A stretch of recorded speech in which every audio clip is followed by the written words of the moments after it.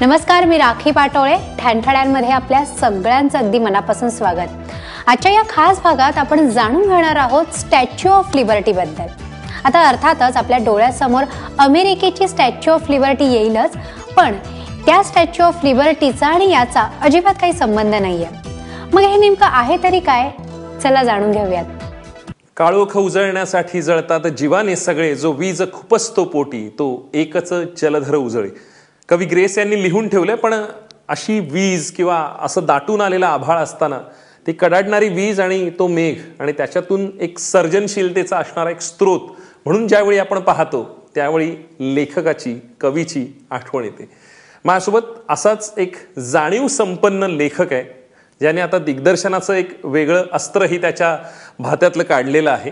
Statue of liberty यामधून तो आपल्या समोर येतोय. आतापर्यंत त्याची पत्र जी चला हवंय उद्यामधून आपण ऐकली आहेत, जी सादर झालेली आहेत, त्या सगळ्या गोष्टींचा करता करविता अरविंद जगताप आपल्यासोबत आहे. आणि या सगळ्याच्या पलीकडे एक लेखक, दिग्दर्शक म्हणून त्याची एक स्वतःची ओळख आहे. सिनेमा असेल, नाटक असेल, फेसबुकवरचं प्रांगण असेल, त्याच्यामध्ये तो तितक्याच प्रतिभावंत आणि जाणीव संपन्न पद्धतीनेच व्यक्त होताना आपल्याला दिसतो. स्टॅच्यू ऑफ लिबर्टी हे नेमकं प्रकरण काय हे त्याच्याकडून जाणून घेऊया. अरविंद, खूप खूप स्वागत आहे एबीपी माझामध्ये. आणि म्हणजे मुळात लेखन, दिग्दर्शन अरविंद जगताप असं ज्या वेळेला येतं त्यावेळेला आमचा बघण्याचा नजरियाही बदलून जातो. स्टॅच्यू ऑफ लिबर्टी म्हटल्यावर अमेरिका वगैरे सगळं डोळ्यासमोर येतं, पण ज्या मातीशी कनेक्टेड असणार तू, तर त्याच्यावर कमेंट केली आहे की एकूणच त्या सगळ्या गोष्टींमध्ये वेगळ्या पद्धतीचं जग एक्सप्लोअर करायचा प्रयत्न आहे? नाही, मुळात स्टॅच्यू ऑफ लिबर्टीचा आणि अमेरिकेच्या स्टॅच्यू ऑफ लिबर्टीचा तसा काही संबंध नाही. हे लिबर्टीवरचं नाटक आहे. आणि तसे काही प्रॉब्लेम्स फेस केल्यानंतर, म्हणजे मध्ये मी काही पत्र लिहिली किंवा काही आपण सोशल मीडियावर रिॲक्ट होतो कुठल्या गोष्टीला, तर त्यावर मला असं लक्षात आलं की आपण काहीतरी गंभीर गुन्हा केलाय. म्हणजे लोक आपल्यावर असं आक्रमण करतात की हे तुम्ही असं का लिहिलं, किंवा या गटाला सुखावणार असेल तर ते आपल्याला कधी डोक्यावर घेतात, या गटाला ते सुखावणार नसली तर मला असं वाटतं की माणसांनी व्यक्त व्हायचंच नाही का, म्हणजे त्याला जे वाटेल ते तसं व्यक्त व्हायचं. तर हे विचार चालू असताना मध्ये काही पुतळ्यांच्या घटना घडल्या.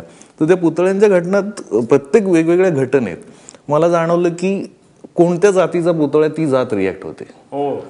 आणि मग माणसांच्या काही घटना घडल्या, म्हणजे अगदी साध्या बलात्काराच्या घटना असतील, किंवा आपण खूप वर्षांपासून पाहतोय की ठराविक जातीची माणसं त्या गोष्टीवर रिॲक्ट होत आहेत.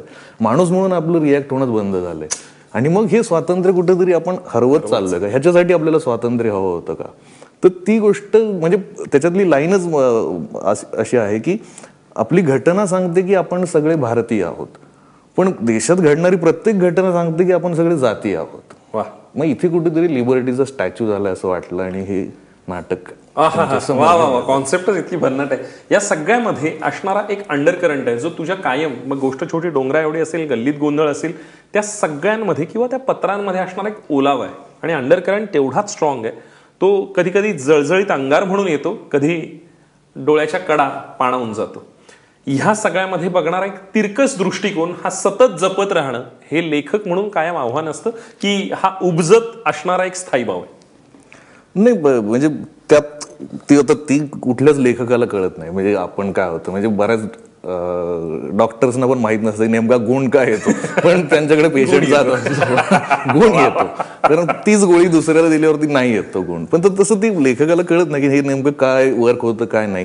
पण जे लागतं, जे भिडतं ते आपण मांडत राहिलो तर मला असं वाटतं कदाचित ते जास्त लोकांच्या जवळ जातं. आणि फार म्हणजे मी लेखक आणि माझी शब्दकळा बघा असं न करता सोप्या भाषेत जर आपण व्यक्त होत गेलो लोकांच्या, तर ते जास्त लवकर पोहोचत असेल असं माझा आजवरचा अंदाज आहे. निश्चित. पण स्टॅच्यू ऑफ लिबर्टी म्हणजे ज्याचं ओपनिंग तुम्ही औरंगाबादमध्ये केलं आणि त्या सगळ्या गोष्टीला, म्हणजे नाटक ज्या वेळेला येतं त्यावेळेला इथे भारंभार पोस्टर्स, बस होर्डिंग्स, त्या सगळ्या गोष्टी आपण ज्या पद्धतीने करत असतो, पण यावेळेला तू मातीशी नाळ जपत, जी तू कायमच जपतोस, ती औरंगाबादला ओपन केलंय, त्याच्या तालमी तिकडे रंगल्या, त्या सगळ्या गोष्टींमध्ये असणारा एक प्रायोगिक आस्पेक्ट आहे. संभाजी भगतांचं गीत संगीत, या सगळ्या कशा पद्धतीने ह्याची मोठ बांधली गेली आणि मुळात स्टॅच्यू ऑफ लिबर्टीचा थॉट तुझ्या मनात कधी आला? मी ही प्रोसेस चालू होती आणि राहुल भंडारे आणि संभाजी भगत भेटायला आले की आपण असं डोक्यात चालू आहे, हे सगळं करूया काहीतरी. तर रायटिंग प्रोसेसमध्ये त्याच्यात बराच काळ चालू होतं ते सगळं.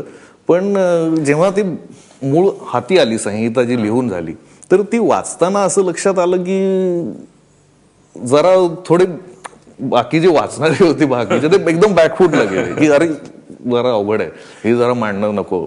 आणि मला ती त्याच्यातली दिसत होतं की हे जरा थोडंसं हार्श आहे, हे जरा थोडंसं आहे भाष्य आहे, पण हे मांडायचं तर आहे. आणि मग निर्माता म्हणून राहुल भंडारी पाठीशी राहिला. तो म्हणला तुम्हाला काय करायचं ते करा.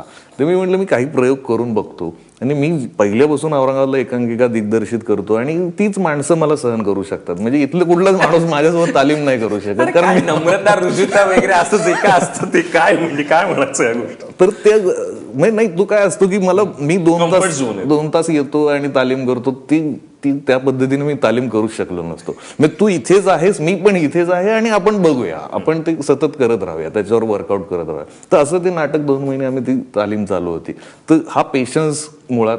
आणि नाटकाची भाषा मराठवाड्यातली आहे, नाटकाची भाषा त्या पात्रांची. तर त्याच्यामुळे मला माहित होतं की हा मराठवाड्यातला तरुण किंवा त्याच्यात माझे गुरुजी जे आहेत म्हणजे डॉक्टर दिलीप घारे, जे गाजराचे पुंगीमुळे सगळ्यांना माहिती आहेत, त्यांना पण विचारलं तर त्यांनी अगदी आता विद्यार्थ्याच्या नाटकात काम करतो पण त्यांचं तसं काही नव्हतं, मित्र म्हणून सगळ्यात मुलांमध्ये मिक्स झाले.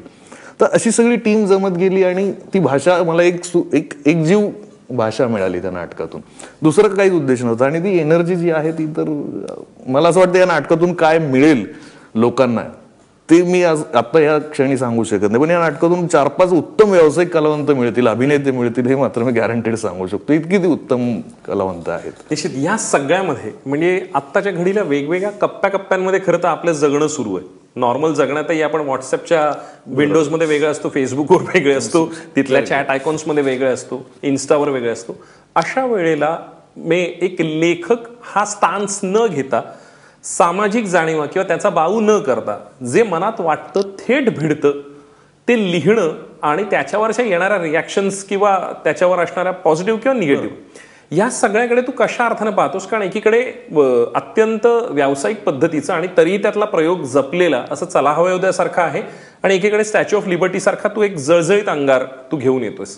या सगळ्यांकडे तारतम्य बाळगून लिहिणं, या दोन्ही लिखाणातलं तुझं अनालिसिस काय असतं आणि तू त्यामधली भूमिका तुझी कशा पद्धतीने डिफाईन करतोस? म्हणजे त्या चला हवा उद्याच्या पत्रामुळे एकतर लोकांचा खूप गैरसमज झालाय की हा माणूस खूप सज्जन सभ्य असं. तर मी खरोखर तसा नाहीये. म्हणजे मला काही लोक अरे म्हणजे आपण रिॲक्ट होताना असं आपल्या तोंडून निघून जातं, आपण भडकून काहीतरी बोलतो लोकांना किंवा काय. तर म्हणजे आता त्याच्यात मी महिलांविषयीची पण काही पत्र लिहिली की जी खूप इमोशनल वेळेलाही तुझ्या पद्धतीने त्यांचाच पॉईंट ऑफ व्ह्यू मांडला. पण माझ्या स्वतःच्या बायकोचं असं असतं की अरे तू कसा वागतोस, तू बोलताना म्हणजे तिच्या 100 तक्रारी ऐकल्यावर असं नाहीये म्हणजे अजिबात नाही. पण ते लिहिण्यात कसं की आता ती एक सटल गोष्ट असते ना की आपण आपल्या बायकोशी म्हणजे संताप आला की तुला काय कळत नाही असं बोलणारा माणूस, आणि जेव्हा पत्र लिहिताना तो एक असं एक असतं की म्हणजे मलाच कधी कधी वाटतं की आपला हात थरथर कसा कापत नाही आपण असं. पण हे मांडायचं असतं आणि मी पण शिकत चाललोय त्या प्रोसेसमध्ये. पण ह्या सगळ्यात मध्ये तुझी सच्चाई जी आहे म्हणजे नामसारख्या एका संघटनेचं कुठेही त्याच्या फ्रंटला न येता त्या सगळ्या गोष्टींमध्ये राहणं, म्हणजे तू तुझ्या गावातला स्वतःच्या पैशाने तलाव साफ केलेला 3 वर्षापूर्वीचं याची कुठेही तू वाच्यता केली नाहीस, कुठेही त्या सगळ्या गोष्टी केल्या नाहीस.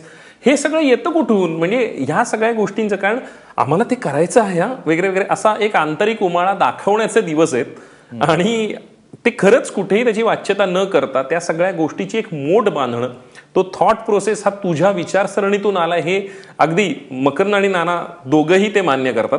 पण ह्या सगळ्या गोष्टींचं म्हणजे संचित लेखक म्हणून जगताना ती समाजभान जे आहे ते जपत पुढे जावं. कारण आत्ताच्या घडीला ते फक्त आपल्या लेखणीपुरतं किंवा पोटार्थी लेखक म्हणून होण्यासाठी प्रत्येक जण वापरतात. अशा वेळेला ती आंतरिक तळमळ, आस्था, जाणीव ह्या शब्दांना खरंच वरवरचे अर्थ जिथे आले तिथे तू अत्यंत तसं आयुष्य जगू पाहतोस. कशा अर्थानं हे सगळं आर्थिक डोलारा बायको आणि तू जमवून घेता? नाही, आर्थिक डोलारावर सगळं धन्यवादच आहे, तो काही मुद्दा नाही. ते मी ती एरवी खूप त्याच्यावर ऐकत असतो, इथे नको. पण ती बिचारी सहन करते, त्यामुळे हे सगळं चालू आहे. म्हणजे पहिल्यांदा मला तिला क्रेडिट द्यायला जाहीरपणे आवडेल की खरोखर बायकोचं मोठं क्रेडिट. पण याच्यापेक्षा म्हणजे एक वेगळा मुद्दा मला मांडायचा की म्हणजे लेखक म्हणून किंवा कुठे माणूस म्हणूनच मला असं वाटतं की आपण असं बाहेर बघतोय तर जी उसाला उंची आहे ती माझ्याकडच्या कापसाला का नाही आहे. मग दोन पिकात एवढा भेदभाव असेल तर मी कुठेतरी निश्चित विचार केला पाहिजे. तो पण शेतकरी, हा पण शेतकरी, ती मग त्याला न्याय का नाही मिळत आहे. किंवा आता कर्ज माफीचा जो मुद्दा आहे तर तो वारंवार का मागितली जाते किंवा असा विचार केला जातो. तर त्याच्यात ना पंक्तीत लग्नात असं वाढतं ना, लाडू वाढणारा जो असतो तो एकदम वेगात जात असतो. फक्त लाडू असं हातात घेऊन लाडू लाडू लाडू लाडू म्हणून असा तो जात असतो. आणि मग दुसऱ्यांदा तो परत येतो तर तो मागणारच ना जेवणारा, कारण त्याने दिलाच नाही. तो लाडू लाडू म्हणून पुढेच गेलाय. फक्त कर्जमाफीचं हे आहे की इतकी वर्ष फक्त त्याचा विषयच चघळला जातोय. मागच्या कर्जामुळे आता विचार केला तर 4-5 वर्षात काहीच मिळालं तर ती माफी नाही, ती मुक्ती आहे. ज्या दिवशी हमीभाव मिळेल त्या दिवशी पुन्हा हा विषयच येणार नाही.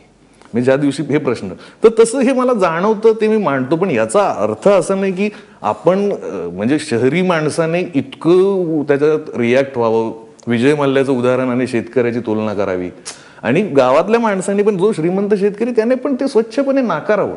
म्हणजे तिथे आपल्याला आदर्श घालून द्यायची वेळ आलेली. तर शेतकरी म्हणून तर मला ती जास्त अपेक्षा आहे. आणि माझ्या खूप मित्रांनी, मी परवा लिहिलं काल, त्याच्यावर रिॲक्शन म्हणून हे नाही लिहिलं, लाईक करत बसले नाहीत, त्यांनी नाकारली कर्जमाफी. तर आपण प्रत्येकाने हे आव्हान केलेलं जास्त महत्वाचं ठरेल. ह्या सगळ्या स्टॅच्यू ऑफ लिबर्टी, आत्ताचं जगणं आणि भोवतालचा समाज कशा अर्थानं तू रिलेट करू पाहतोस? स्टॅच्यू ऑफ लिबर्टीचं आपण पोस्टरवर सगळीकडेच बघतो की सोशल मीडिया हे खूप महत्वाचं साधन आहे सध्या. आपल्याला असं वाटलं होतं की ह्याच्याने जग जवळ येईल, पण ह्याच्याने उलट अंतर वाढत चाललंय. याच्याने माणसांमधलं, जातींमधलं अंतर खूप वाढलंय. आणि म्हणजे ज्याला म्हणजे सॉरी टू से, पण जी घरात आपल्या किंवा दारात बापाला उभं करण्याची ज्यांची मानसिकता नाही, त्यांना चौकात उभे असलेल्या पुतळ्याविषयी मात्र खूप संवेदनशीलता, ही सगळ्यात वाईट आहे. म्हणजे तुम्ही कोणत्या गोष्टीवर भांडायचं. म्हणजे एक पुतळा तिथे नाहीये, एक पुतळ्याची विटंबना झाली, एक पुतळ्याचं असं झालं. अरे पण तुमच्या समोर हजारो शेतकरी आत्महत्या करतायत, तुमच्या समोर कित्येक मुलींवर अत्याचार होत आहेत, त्या गोष्टीवर तुम्ही किती रिॲक्ट होता आणि तुम्ही कशावर रिॲक्ट होता. म्हणजे तर या पुतळ्यांना आपण न्याय देतोय का? म्हणजे उन्हात एखादा पुतळा उभं करणं ही फार संवेदनशीलतेचं लक्षण असेल तर मला ते विनोदच वाटतो. मग त्या माणसाचे आपण विचार अप्लाय करतोय का? त्या विचारांवर पण जात नाही. मग ही सगळी एकंदरीत आपण एकमेकांचं स्वातंत्र्य हिरावून घेण्यासाठी ही शस्त्र वापरतोय, हे महापुरुष. आणि जर या जाती नसत्या तर ह्यातले 70% महापुरुष आपण विसरलो असतो. आपण जातीच्या सोयीसाठी महापुरुष जिवंत ठेवले आणि हे शस्त्र आहेत आपली एकमेकांवर वार करण्याची. तर ते कुठेतरी बंद झालं पाहिजे. आपण एकमेकांना माणूस म्हणून आधी ओळखलं पाहिजे. हा मुद्दा आहे त्याच्यातला. निश्चित या सगळ्या दिग्दर्शनाच्या प्रोसेसमध्ये कशा अर्थानं म्हणजे तुला सापडलायस का, आणि जर असेल तर तो कशा पद्धतीने? नाही, मी एकांकिका जसं आधी म्हणलं किंवा नाटक सुरुवातीला मी ती औरंगाबादमध्ये करतच होतो. म्हणजे दिग्दर्शन हा मुद्दा होताच. आणि जेव्हा व्यावसायिक म्हणण्यापेक्षा जेव्हा असं फुल फ्लेज एक मोठं नाटक करायची वेळ येईल तेव्हा मी या सगळ्या जी मला माहिती आहेत अभिनेते त्यांच्या सोबतच करीन, हे पण मला माहिती होतं. कारण मला ती भाषा आणि ते सगळं महत्वाचं होतं. तर ते सगळं आज करताना मला फक्त एक जाणवतं की माझ्याबरोबर 10 वर्ष आधी ज्यांनी एकांकिका केले तसे मित्र खरे ते आता पुन्हा बघायला आले तेव्हा ते सुदैवी होते. आता माझी भाषा बरीच बदलली आहे किंवा आता मी तो जरा थेटपणा, थोडासा नेमकेपणा कमी होत चाललाय. पण तो महत्वाच्या मुद्द्यावर क्रिस्प झालाय. आणि ते दिग्दर्शन हा मला काही फार असा वेगळा अनुभव नव्हता. फक्त एक गोष्ट होती की याच्यात थोडी रिस्क आहे. याच्यात हे जे आपण मांडतो याच्यात रिस्क आहे, याच्यात स्पष्ट भाष्य आहे.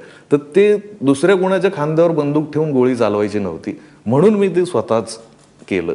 कारण दुसऱ्या कोणाला त्याचा त्रास होण्याची शक्यता होती, अजूनही माहीत नाही. पण ते करण्यापेक्षा आपणच धाडस करूया असा तो मुद्दा होता. गोष्ट छोटी डोंगरा एवढीचा दाखला आता गेल्या काही दिवसात आपल्यासमोर शेतकरी संप आणि त्या सगळ्या गोष्टींमध्ये आला. काळा पुढचा लेखक आहेस म्हणून काही गोष्टी अगोदर केल्या तरी भोगाव्या लागतात असं वाटतं तुला आत्ताच्या घडीला? नाही, ते शेवटी ती सगळ्यांचा मिळून विचार असतो. चर्चेतून आलेले मुद्दे असतात. पण लेखक म्हणून मला म्हणजे खरोखर सांगा वाटतं, म्हणजे आता मी तुला जास्त चांगल्या पद्धतीने समजेल की लेखक म्हणून कोणी कौतुक किंवा ज्या गोष्टी सांगतं ना, तर मला प्रत्येक लेखकासाठी मी गोष्ट शेअर करतो की आता औरंगाबादचा माझा मित्र आहे, त्याला सांगत होते की अरविंदची जी सिम्प्लिसिटी रायटिंग, म्हणजे अरविंदच्या शब्दातला साधेपणा जो आहे असं एक कौतुक करत होता. तर तो दुसरा मित्र त्याला म्हटला की ज्याच्याकडे शब्द संपदाच कमी असते तो आपोआप साधा वाटतो, त्याच्यात काही फार क्रेडिट नसतं. तर अशी माणसं सोबत आहेत म्हणून जमिनीवर आहे आणि कायम जमिनीवर राहील. निश्चित. खूप खूप शुभेच्छा तुला, कारण स्टॅच्यू ऑफ लिबर्टी एक वेगळ्या पद्धतीचा प्रवाह इथे निर्माण करेल. आत्ता असलेली आणि मनोरंजनाच्या पलीकडे जाऊन एक वैचारिक मूल्य तत्व यांची बैठक प्रेक्षकांच्या मनात त्याची रुजवात करेल. आणि तुझ्या लेखणीला आणि तुझ्या दिग्दर्शनाला wish you love luck and success. इतका आपलेपणाने तू बोललास, इथे आलास वेळ काढून, त्याबद्दल थँक्यू सो मच. आणि यासोबत ठणठण्यांच्या या खास भागात वेळ झाली आता इथेच थांबायची. बघत रहा ABP माझा.